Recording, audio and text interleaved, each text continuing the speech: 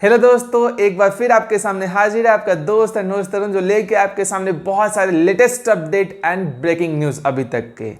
बिना स्किप किए वीडियो को पहले पूरा देखिएगा। अगर मेरा वीडियो पसंद है प्लीज़ वीडियो को लाइक कीजिए, शेयर कीजिए, मेरा चैनल जरूर सब्सक्राइब कीजिएगा।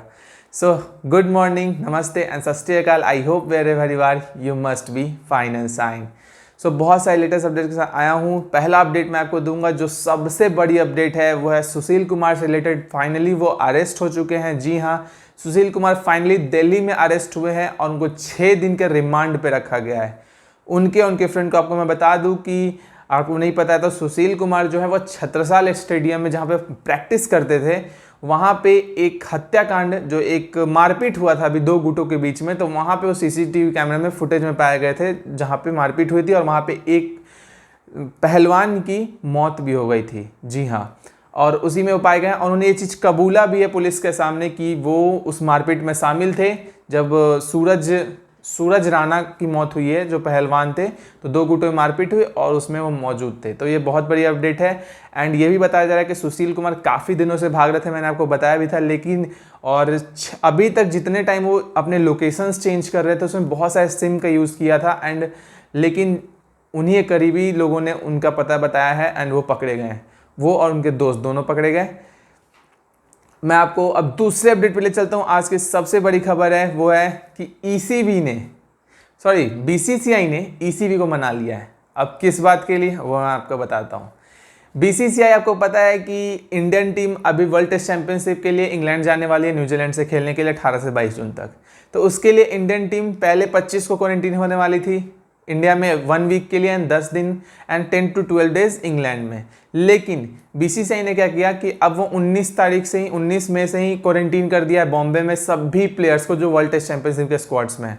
अब वहाँ पे वो क्वारंटीन हो गया। अब वहाँ पे उन्हें 12 दिन का हार्ड क्वारंटीन झेलना है और उसके बाद जब वो 2 जून को यहाँ से जाएंगे इंग्लैंड, तो वहाँ पे था कि 10 दिन के लिए क्वारंटीन हुआ है। लेकिन अब बीसीसीआई ने रिक्वेस्ट करके ईसीबी को मना लिया है कि अगर हम यहाँ पे 12 दिन का हार्ड क्वारंटीन कर लेते हैं तो आप वहाँ पे 3 से 4 दिनों के लिए ही क्वारंटीन करवाएं और उसके बाद प्लेयर्स को मैच प्रैक्टिस करने दें साउथहैम्पटन के फील्ड में, मैदान में। तो ईसीबी पहले इसमें नहीं मान रहा था, लेकिन अब ईसीबी फाइनली मान गया है।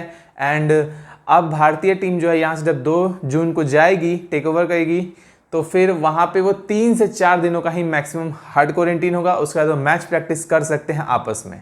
तो ये बहुत ही बड़ी अपडेट है एंड बहुत अच्छी न्यूज़ है वर्ल्ड टेस्ट चैंपियनशिप के हवाले से और इंडिया के हवाले से। तीसरा अपडेट ये दूंगा कि रॉस टेलर का इंटरव्यू हुआ। रॉस टेलर ने इंटरव्यू में कहा है कि न्यूजीलैंड का ऑब्वियसली पल्ला भारी रहेगा क्योंकि वो कंटिन्यूसली एक अच्छे टेस्ट क्रिकेट खेलते आए हैं एंड इंग्लैंड के खिलाफ जो इंटरनेशनल अभी 2 टेस्ट मैच है वो सबसे क्रूशियल है। उसी में पता चल जाएगा कि न्यूजीलैंड का बेस्ट प्लेइंग 11 क्या है। तो एक बहुत बड़ी एक कहे तो एडवांटेज है न्यूजीलैंड को, मैंने आपको पहले ही बताया था। और वही सेम चीज़ न्यूजीलैंड के खिलाड़ी, प्लेयर्स एंड कप्तान एटलीस्ट विलियमसन भी यही चीज़ सेम रिपीट कर रहे हैं। तो ये चीज़ सोचना पड़ेगा एंड मैच प्रैक्टिस इंडिया को बहुत अच्छे तरीके से करना पड़ेगा 2 टीम डिवाइड करके। एंड बहुत सारे इसमें न्यूजीलैंड को एडवांटेज तो है क्योंकि उनके कंडीशन के हिसाब से, उनके कंडीशन के हिसाब से पिच भी है, स्विंग एंड फास्ट बॉलिंग के लिए। इंडिया में ऐसा पिच होता नहीं, इंडिया में डेड पिचेज आपको मिलते हैं जो स्पिनर्स के लिए काफ़ी बेहतर होते हैं। ये देखना है कि क्या हो सकता है। अभी तक ये माना जा रहा है कि 51% जो गेम है वो न्यूजीलैंड के फेवर में वर्ल्ड टेस्ट चैंपियनशिप का फाइनल एंड 49% इंडिया को दिया जा रहा है। देखते हैं, इंडिया अंडरडॉग हमेशा रहती है, जीत कर ही आती है। तो देखते हैं ये क्या होता है। मैं आपको ले चलता हूं एक और अपडेट पे, वो है कि बांग्लादेश और श्रीलंका का जो मैच होने वाला था, अभी क्रिकेट मैच जो चल रहा है, जिसमें पहला वनडे बांग्लादेश ने जीत लिया 33 रनों से और श्रीलंका को हरा दिया है पहले वनडे में, और सेकेंड वनडे 25 में से है।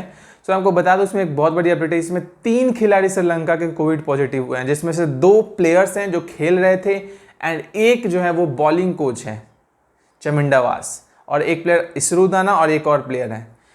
तो ये बहुत बड़ी अपडेट है। 3 प्लेयर कोविड हुए हैं, तब सभी प्लेयर्स की टेस्ट होगी एंड वो जिससे भी खेलें उनकी टेस्ट होगी। और वो शायद अभी इंडिया और श्रीलंका का जो सीरीज आने वाला है जुलाई में, शायद उसमें भी हम नहीं खेलेंगे। एक बहुत बड़ी अपडेट है।